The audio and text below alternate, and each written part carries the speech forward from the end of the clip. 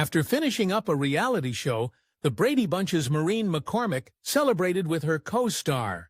Hours later, she went home, but when she opened the door, she made a disturbing discovery. As TV's Marcia Brady, Maureen McCormick was part of one of the most loving and picture-perfect families you could imagine. But in real life, her own family was far from ideal.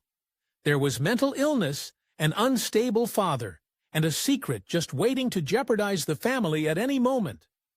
Maureen McCormick was born on August 5, 1956. She grew up in the San Fernando Valley with her parents Irene and Richard McCormick and 3 older brothers. When she was 6 years old, Maureen McCormick competed in the San Fernando Valley beauty pageant, and she snagged the top prize. She also caught the eye of a talent agent who saw something in little Maureen, a star. In 1964, when McCormick was 8 years old, her agent got her a spot in a national commercial for Mattel. After appearing in a national commercial, the next step was obvious: television. Maureen McCormick managed to land the part on the hit ABC sitcom Bewitched. She also had a guest spot on I Dream of Jeannie and My 3 Sons. Young Maureen was busy, and she was about to get busier. Back in 1969, Sherwood Schwartz, the creator of the hit sitcom Gilligan's Island, decided to take on something new, a show about a blended family. The story revolved around a man with 3 sons marrying a woman with 3 daughters. To bring the 6 kids to life, Schwartz had to find the perfect young actors, and he wasn't messing around. He auditioned a whopping 264 hopefuls before landing on his final cast. At just 12 years old, Maureen McCormick nailed her audition and scored the role of Marcia Brady, the eldest daughter. Little did she know that role would stick with her for better or worse, for the rest of her life. Right from the beginning, the Brady Bunch seemed to be something special. A filmmaker from Canada came up with a new effect, especially for the iconic Brady Bunch intro. Each family member had their own square in a 3x3 grid. McCormick appeared in the top left position and what would be referred to as the Brady Bunch effect. Having 6 children on a TV show was a handful for the writers, producers, and crew. Once Maureen McCormick and her screen sister Eve Plum started arguing on set, the writers took a cue from the real-life kids. They decided that the 2 sisters would have an ongoing feud, as many sisters do in real life. But what was behind the arguments between McCormick and Plum? Something not as wholesome as the squeaky clean show. Maureen McCormick had a few complaints about her co-star, Eve Plum. She allegedly had a gas issue and was also known to walk around without clothes, something McCormick often witnessed. On top of the tension between McCormick and Plum, there were other challenges when working with child actors. In 1973, after McCormick was involved in a minor car accident and ended up with a noticeable nose injury, the writers quickly had to rewrite an episode to explain it. This led to the creation of the subject of noses, which became one of the most memorable and referenced episodes of the Brady Bunch. There was just something about the way the football hit Marsha's nose and her subsequent scream, "Oh, my nose," that audiences just couldn't forget. In fact, there are still countless references of the scene in pop culture. Another problem on the Brady Bunch set? Raging hormones. One behind-the-scenes incident the writers couldn't use on the show was the budding bromance between Maureen McCormick and the boy who played her brother, Greg. Both McCormick and Barry Williams, who played Greg, have confirmed that they had a fling while filming the Brady Bunch. There was definitely some tension between McCormick and Williams. One day, while hanging out in Williams' dressing room, things got heated between the 2 actors. But a knock on the door put an abrupt stop to the situation. And as if playing brother and sister on TV wasn't awkward enough, there was another reason their romance was off-limits. Turns out, Williams had his own uncomfortable crush on his TV stepmom, Florence Henderson. Yikes. But the awkward crushes didn't stop there. In her memoir, Here's the Story, Surviving Marcia Brady and Finding My True Voice, McCormick revealed that she had feelings for someone besides her on-screen brother. And this one was a real secret. she had a crush on Robert Reed, the actor who played her dad. Of course, at the time, she had no idea that Reed was attracted to men. Maureen McCormick may or may not have had a third crush while filming The Brady Bunch. Many years later, when McCormick was promoting her memoir, she told a radio show audience that she and Eve Plum had a little romance of their own. McCormick later said that it was a joke, and likely a way to get more publicity for her book. Plum, on the other hand, didn't think the joke was funny at all. Eve Plum didn't say anything about her alleged fling with McCormick, but something she did made it seem like she was angry. When Oprah Winfrey wanted to stage a Brady Bunch reunion, Plum decidedly declined the offer, the only one of the cast to do so. Besides being a TV sensation, the Brady Bunch also crossed over into the music industry. The TV family actually released 4 albums and did an extensive tour, which gave McCormick more time to get closer to her dreamy co-star, Barry Williams. But it wasn't Williams that she sang the most with. It was her on-screen younger brother, Christopher Knight. The two even released an album together. The Brady Bunch was clearly a great success. Or was it? While everyone seems to have fond memories about the Brady Bunch, the ratings for the show weren't actually all that great. So why is the show still loved by millions? It was the reruns that made the Brady Bunch an iconic TV show, and McCormick into a celebrity. In fact, since it went into syndication, it has been on TV somewhere in the United States every day since 1975. By 1975, Maureen McCormick was 19, rich and famous. What could possibly go wrong? With the Brady Bunch behind her, McCormick took a closer look at her real-life family, and it was far from picture perfect. Her mother struggled with mental illness, and so did one of her brothers.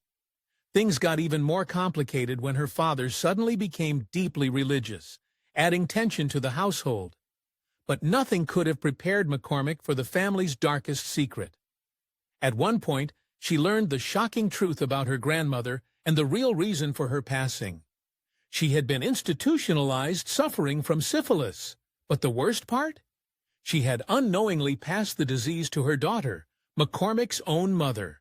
The contrast between her real family and her TV family was too much to handle to escape Maureen. McCormick started partying hard, but the consequences would be brutal. During her partying era, McCormick was engaged in a lot of reckless behavior, and it led to some devastating consequences. In the ages of 18 and 20, she ended 3 separate pregnancies. Later, McCormick blamed her drug use for her reckless past and called herself careless. The morning after one of her hard nights of partying, McCormick woke up and remembered she had a rather important meeting. It was with Steven Spielberg. She hadn't slept and had been using drugs for days, but somehow she still managed to show up for the audition for Raiders of the Lost Ark. Spielberg saw the shape she was in and gave her an orange. Maybe she looked like she needed some vitamin C. Obviously, McCormick didn't get the part. There were also rumors that a Hollywood producer had given her the "You'll never work in this town again" line. Well, McCormick did work again. She landed roles on hit TV shows like Happy Days, Donnie and Marie, The Love Boat, and Fantasy Island. But did she want something more serious? Absolutely. And it didn't get much more serious than Midnight Express, a gritty film about a smuggler trapped in a brutal Turkish prison. McCormick auditioned for the role of a dealer, but according to her, the director couldn't see past Marsha. Her girl-next-door image just didn't fit the film. After that, McCormick seemed to let go of her dreams of a serious acting career. Her next job? It was the final nail in the coffin. Maybe losing the role in Midnight Express made McCormick long for the easy days of being Marcia Brady. At least, that would explain her acceptance of a role in her next project. The Brady Girls Get Married was a TV movie that came out in 1981 about, well, the title says it all. Yes, McCormick was Marsha once again, but the actress had changed. During the filming of the movie, she was still using drugs, but trying to keep it together. When she didn't show up for work one day, the producers quickly grew suspicious. It soon became clear that because of McCormick's addiction, she was in no position to be acting in any movie. They had, however, already started filming. The producers had to rein McCormick in, and did it in a strange way. They wrote up a whole bunch of rules for McCormick's behavior, and one was that she could no longer use her car. McCormick survived the difficult shoot and moved on to something new: romance. Even though Maureen McCormick continued to struggle with her addiction, she was starting to think about settling down with someone nice. One day, while at a concert, a stranger caught her eye, and she decided that he was the man for her. She instantly knew that she wanted to marry him. Now all she had to do was convince him that she was wife material. McCormick says that she needed to find out as much about Michael Cummings as she could. She found out that he was a churchgoer, so she started attending the same church. Once she got to know him, she invited him to a party. The two started dating, and McCormick opened up about the troubles in her life, and then those troubles came back to haunt her. While she was dating Cummings, McCormick relapsed. Luckily for her, Cummings was not one to walk away from a challenge. Instead of leaving her to deal with her issues, he stood by her.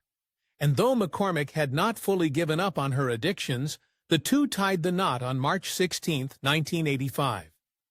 The first years of McCormick's marriage to Cummings were difficult. She went through interventions, visits to rehab, and therapy. One such therapist was Eugene Landy, who was infamous for treating Beach Boy member Brian Wilson. During her time with Landy, McCormick said that she didn't know if she was going or coming. Ultimately, it sent her into a deeper depression than she'd ever been in before. McCormick soon got rid of Landy and decided to just quit the old-fashioned way, one day at a time. Miraculously, it worked. But when she was finally sober, she realized she still had other issues to deal with. While all this was going on, McCormick was still working. In 1987, she appeared in Return to Horror High. This was a low-budget comedy serial film that was mostly unremarkable, except for one thing. It was also the debut of a young actor named George Clooney. The following year, McCormick stepped back into her role as Marcia Brady for A Very Brady Christmas. Nearly the entire original cast returned, proving once again that being a Brady was a reliable paycheck.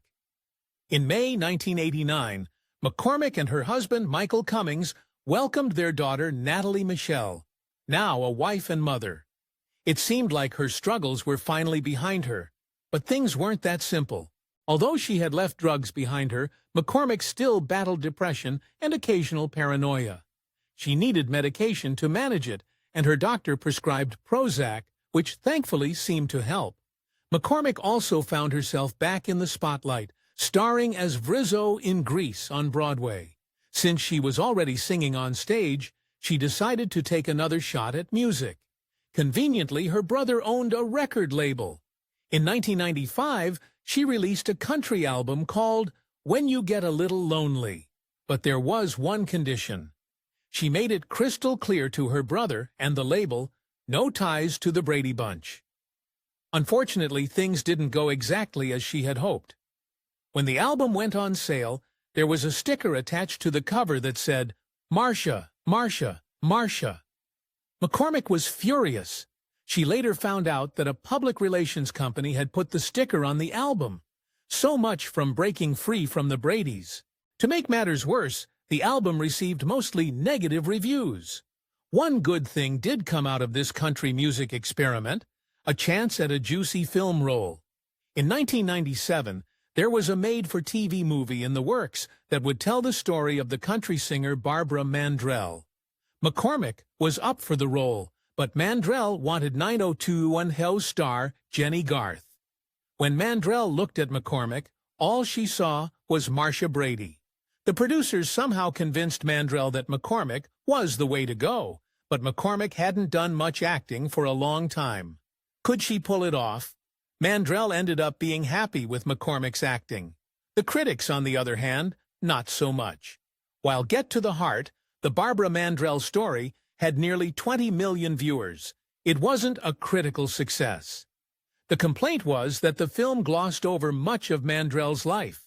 But there was also a problem with McCormick. Critics weren't kind about her performance, calling it weak and saying she lacked the electric personality of Barbara Mandrell. After that disappointment, McCormick stepped away from the spotlight for a while, but not because she was lying low. She was dealing with serious family drama. He believed that her brother was trying to cut their father off from the rest of the family, allegedly for his inheritance. Then when her mother passed away, things went from bad to worse. The stress took a toll, and McCormick put on some unwanted weight. But instead of hiring a personal trainer, she took a different approach. She joined the reality show Celebrity Fit Club, and it paid off. McCormick ended up setting a record for the highest percentage of weight lost on the show, dropping nearly 23%. Reality TV seemed to work for Maureen McCormick, and she soon signed on to do several more shows, including Gone Country and The Outsider's Inn, which followed McCormick as she opened up a bed and breakfast in Tennessee. It seemed that McCormick had reignited her career, and she loved being herself, and not Marcia Brady.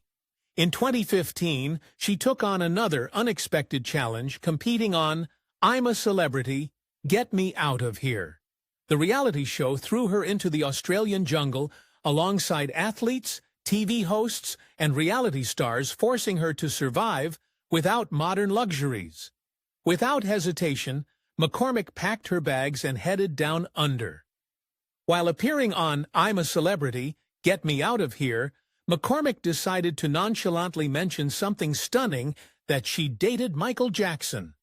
Of course, her teammates went wild with the news and pushed for more details. When McCormick mentioned that she and Jackson had only held hands and kissed on the cheek, the news seemed a little less exciting. While filming I'm a Celebrity, Get Me Out of Here, Maureen McCormick hit it off with Aussie comedian Joel Creasy. After the show, they met up in L.A. and ended up partying pretty hard together. When she got home, her husband wasn't too thrilled. Concerned about her history with addiction, he blamed Creasy, and eventually all the show's cast for being a bad influence. In true Brady fashion, he even grounded her, banning her from seeing them again. Maureen McCormick continues to pursue reality TV experiences that have a tie-in to her iconic role as Marcia Brady. She too stepped to the Brady Bunch theme song on Dancing with the Stars. Then she got together with her TV brothers and sisters on a very Brady renovation. One thing is certainly clear about McCormick. Whether she likes it or not, she'll always be Marsha, Marsha, Marsha.